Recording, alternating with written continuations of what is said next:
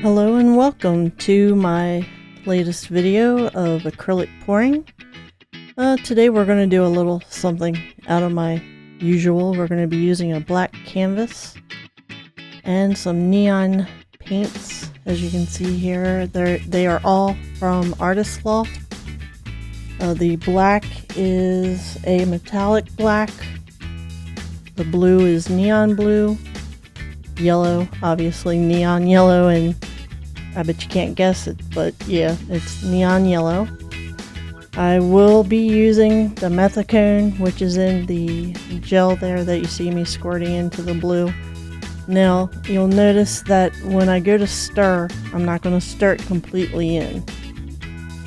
One of the keys to the silicone or dimethicone, if you so choose to use it, is to not overwork it into the paint. It causes it to break down in the smaller bits, if you will, and then you don't get the big cells, which we will get into that discussion as well. So as you can see, the blue, the yellow, and the green all got dimethicone, the black did not. And on the topic of whether to add silicone or not, and why you would and why you wouldn't, silicone or dimethicone helps release the air that gets trapped in your paint when you pour or from stirring, so that once the pour is done, you can hit it with a torch and it helps the air get released. The air releasing can, yes, cause cells to form, which, if that's what you're looking for, awesome. If you are not necessarily looking for cells, you're still probably going to get some if you do your paint right. Paint, when mixed correctly so that it has a decent amount of travel to it to where it flows easier, isn't too thick, isn't too watery. Think of it almost as a loose pancake batter, to where when you're mixing it, whatever you're using to mix the paint, when you bring it out and let it drip off, it kind of runs a little bit, but not too much. It's not an exact science, and it all depends on where you are, the time of year, the humidity. It's something you have to sit there and play with when you are mixing your paint. Now, I did do a pour the day before where none of the paint had silicone, dimethicone, had nothing in it, and I got awesome cells. And it's more a science of how the paint flows over each other and the weight of the paint. Now, some people say you have to have white in all of your pours. The pour I did with no silicone was nothing but black and 4 different shades of blue. No white, and again, no silicone. So it's a matter of how fast your paint travels over each other. Again, a lot of playing, a lot of happy accidents, and sometimes you get lucky. As we are stirring the paint, we're making sure that we're leaving the methicone semi-intact. When we're pouring the paint into the pour cup, you'll see that I start with the black. Black, if you're not careful, will overtake whatever colors you are using, and you're going to end up mostly black. So I tend to start out with a little bit of the black, but then I go heavy on my colors. Now, I knew that from using yellow and blue I would get green, but I figured I would get yellow, some blue, the green that I'm putting in, and then some different shades of green without having to have 6 different colors in the cup. Layering is more about trying to give the colors a chance to separate from each other, give them a chance to play on whatever it is you're pouring the paint on. You can't really determine when you're putting the paint in how it's going to come out of that cup. Keep layering it, just putting it in however you feel fit. Now, I did add to the paint, it was Floetrol, a little bit of water in the paint to get the consistency that I wanted. I did add some, I don't know that I call it secret ingredients, but just little things to make the paint pop a little bit more than it would have straight out of the tube. And here we are almost ready to finish off the pour cup. Now, you may have seen, if this isn't your first video of watching someone do a pour, you may have seen some people that will hold whatever paint they're adding to their pour cup high up so that it falls, and it falls down through the cup, which is fine. It's great. It can give you a lot of different cells even in your pour cup, but it can also give you a higher chance of your colors being muddy. So if you're dealing with colors that, if you were to take and stir that cup even a little bit and you have the possibility of getting mud, you're not going to want to hold that paint up and throw it into that cup. You're going to want to keep it closer and layer. That way, when you do your flip cup or your pour or your dirty pour, it has more of a chance to flow before coming muddy and not just muddy straight out of your cup. And here is the black canvas already gessoed. It was on sale at Michael's. Figured, something different, let's give it a whirl. Anything's worth trying once. I'm a strong believer of that one.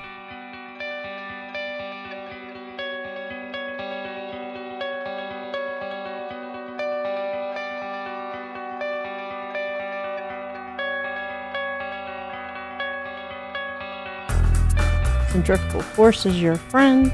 Definitely want to give it a couple minutes to settle.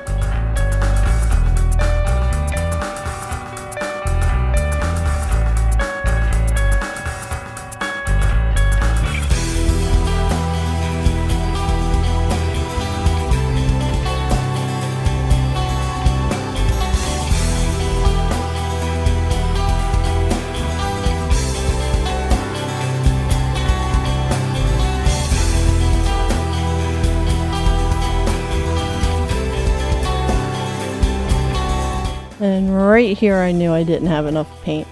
Yes, dumbass that I am.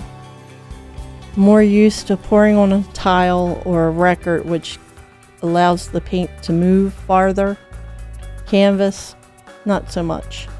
So reluctantly I had to start moving the canvas to try and get coverage, losing a lot of the detail that I had already liked as soon as the cup came up. All the feathering, as you can see, the cells from the dimethicone not being stirred completely into the paint gave incredible feathering and texture and cells right out of the cup. But because I didn't think far enough ahead, didn't have enough paint. So to salvage what I could, we started moving the canvas around. And even now I can tell, oh crap, still don't have enough paint no matter how much I move this canvas. And it's starting to feel a little bit like a lost cause. But luckily when you do pours and you don't use all of the paint that you have ready to go for that pour, you tend to kind of keep that paint. And luckily I had already done something using neon colors, so I knew that I'd be able to add to it. And as you can see, because of the lack of paint and having to move it so much and bang it to try and get the paint to spread, you start getting that zigzaggy distortion to the flow of the paint.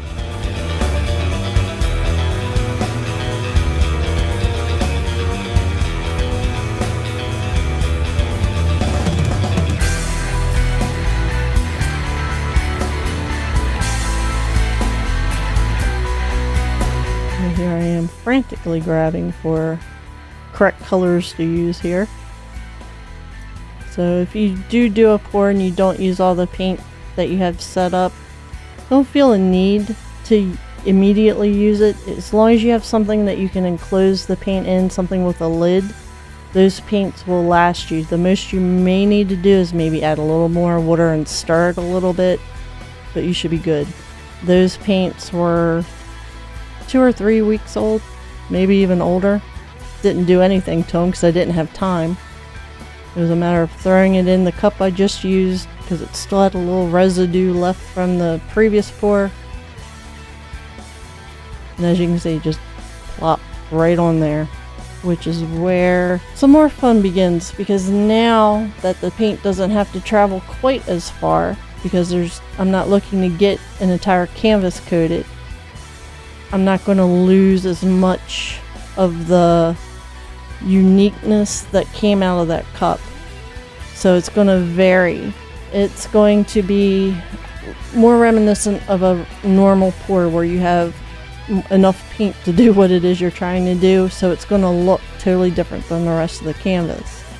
So while I could sit back and say, oh yeah, that's the desired effect that I wanted, it's not.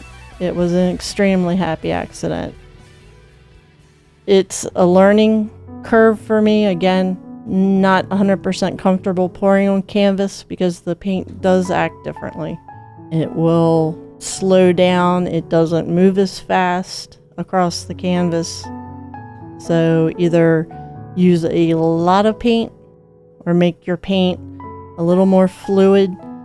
Downside to that is when you add more Floetrol or more water, but you're using the same amount of the actual paint, the paint's going to lose some of its vibrancy.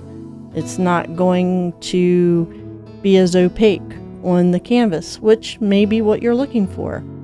But the more you add to the paint instead of just having straight up paint, you run into opacity issues if you're looking for something with a solid coverage. And even though the additional paint that I added did not have silicone in it either, because of the dimethicone in the previous paint, you can see all the cells popping up where I added the paint. Luckily, I overdid the dimethicone because it helped the additional paint that had to be added. Now, when you stand back and look at it, you can go, okay, she did, that turned out pretty well. Yeah, okay, sure, if you say so. I would have rather seen enough paint out of that original cup to all but completely cover that canvas with just a slight tilt here and there to get the edges, because it would have looked so much cooler. But you live, you learn, and you do it better the next time. There is almost the completed version of the painting. Of course, hit it with the torch a little bit, try and get out any trapped air, which with as much movement as that paint had trying to get the canvas covered really wasn't a lot.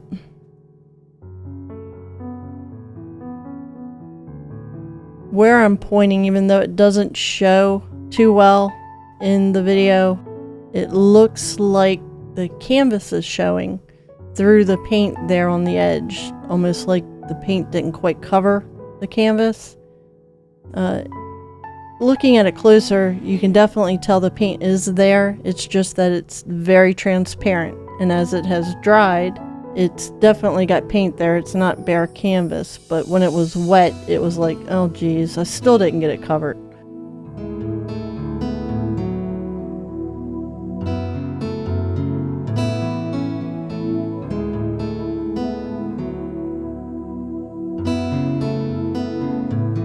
Because of all of the sparkle in the paint kind of congealed right there in that lower left hand corner, and the way the light was hitting it was just really awesome.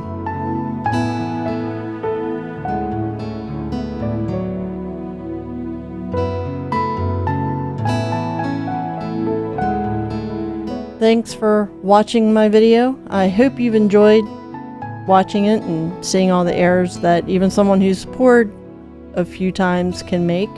Hopefully you can either not make those mistakes, or you can have a happy accident like I did. Please subscribe, ring that bell to get notified when I publish, and be sure to head over to epiphanycraft.com for my other pours and all things Carrie and arty and glittery, and just do it.